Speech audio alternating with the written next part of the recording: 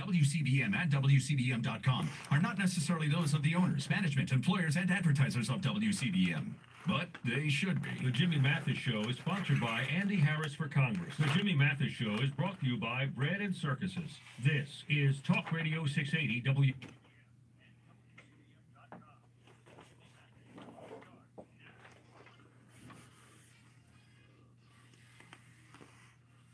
Go back to the Jimmy Mathis Show with you until 8 o'clock. And Delegate Pat McDonough picking it up. Follow me on Twitter at Jimmy Mathis Show, on Facebook. You can email me at our new website, jimmymathisshow.com. Give me a call, 410-WCBM 680, 410-922-6680. Roger Stone is traveling today, but going back and forth with him on text. Roger Stone will be joining us momentarily for the Stone Zone, talking about Tyrone Keys, WCBM political contributor, talking about the lawsuit that was filed against me. This will be news Monday. So I'm just trying to keep everybody up to date. Lawsuit was filed by Doug Riley challenging my residency requirements to run for state senate. I then learned that Delegate Chris West, who's my opponent, had a private investigator tailing me.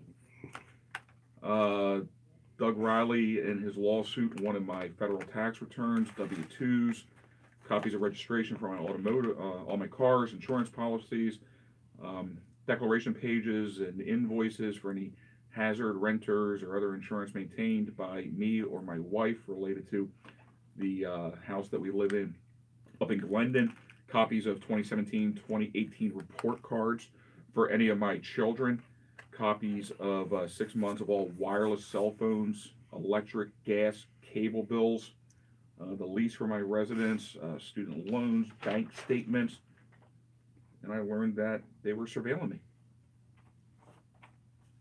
And that's who we are going to, I guess, unless I get this thing overturned in the appellate court, that's going to be our conservative in the 42nd District.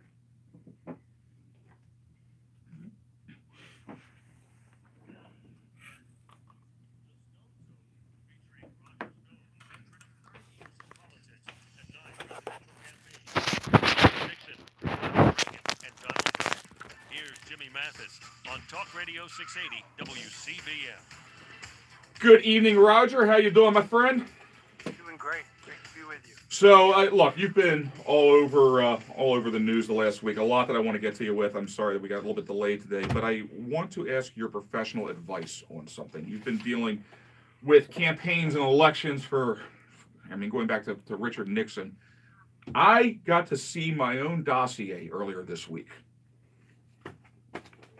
And it was used as, so I'll just, I'm not sure if you were listening earlier or not. So, I've had some financial issues over the years. I got some, some judgments against me, normal stuff. No DUIs. I didn't kill anybody.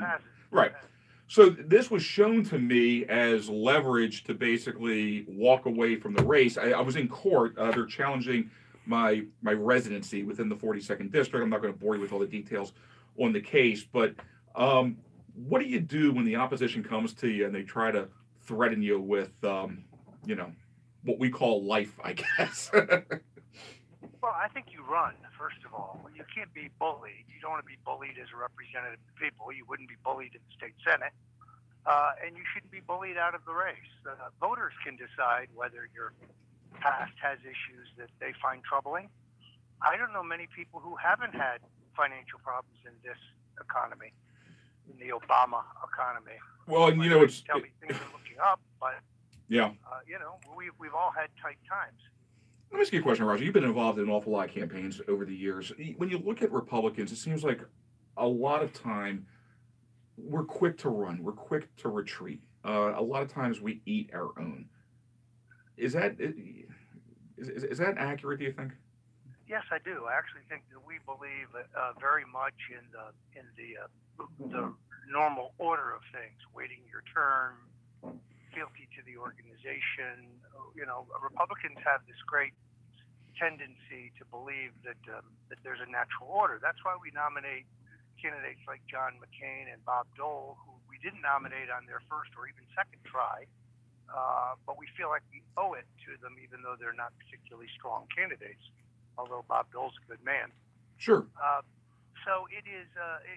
We believe in the primogenitor of the nominating process, and Republicans really resent grassroots, upstart insurgencies, which is what you're talking about. Yeah. Roger, a busy week for you also. I think I got problems. Hit with a $100 million defamation lawsuit, correct? Well, yeah, and that's part and parcel of a number of lawsuits that are being used to harass Infowars.com, where I have a daily show from 5 to 6 Eastern every weekday. It's really, I think, more aimed at them than me, perhaps. But look, it's been quite a week. I have survived a veritable torrent of fake news. This tempest all started with the Washington Post, who produces two nameless, faceless, anonymous sources that I told them that I met Julian Assange in 2016, which of course I provably, based on my passport and security surveillance cameras, airline records, I provably did not. One of them originally said he had an email to back it up, but that email seems to have evaporated, not mentioned in the Post story.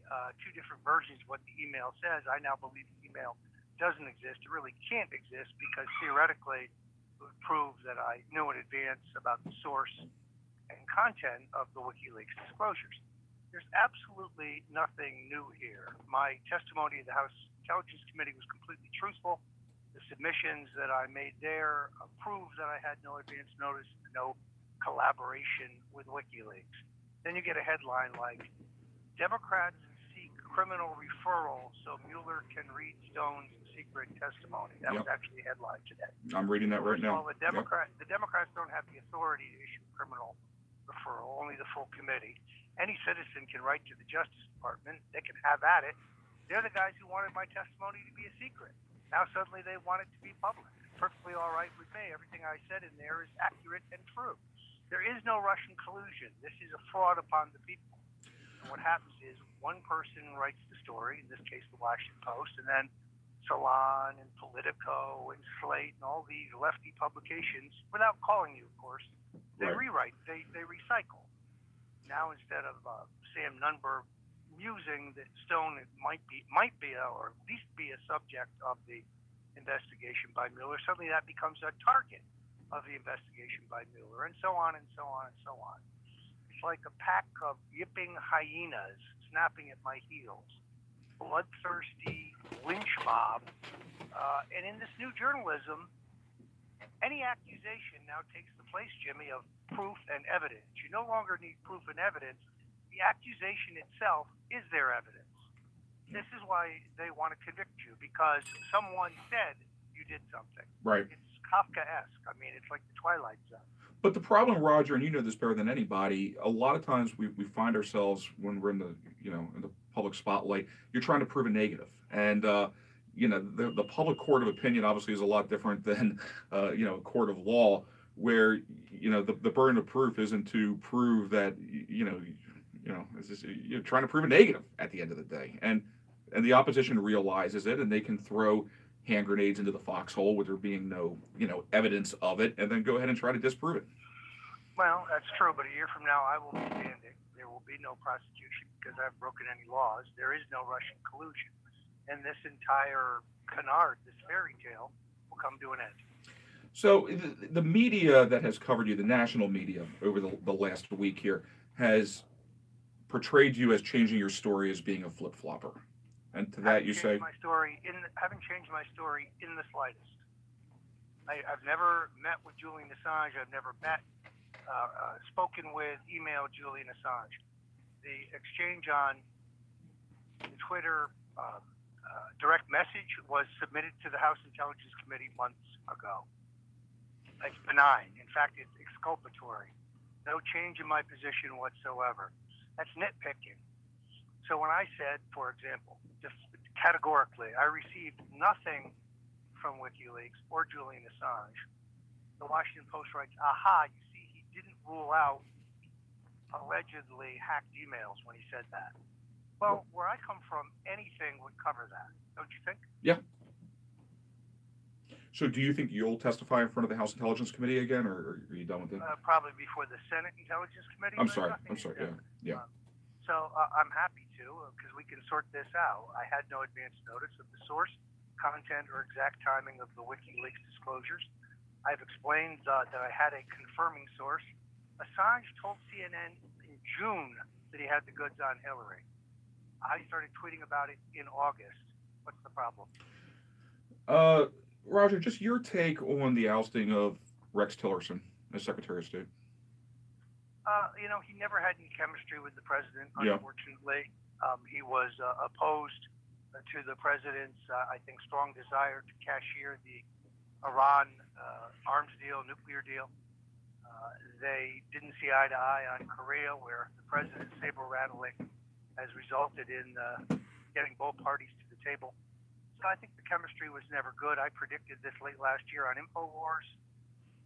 I actually thought he'd be gone by the end of the year. Then I amended my prediction, said that he'd be gone by the end of March, and I pretty much hit it on the head. You hit a lot of things on the head, which I guess is why they keep digging into the WikiLeaks thing. But quite a good, looking into the crystal ball, right? Well, my sources told me he would be gone shortly. There just was never any chemistry with the president. Roger Stone for the Stone Zone. Roger, the documentary, Get Me Roger Stone. One of the top viewed videos on Netflix.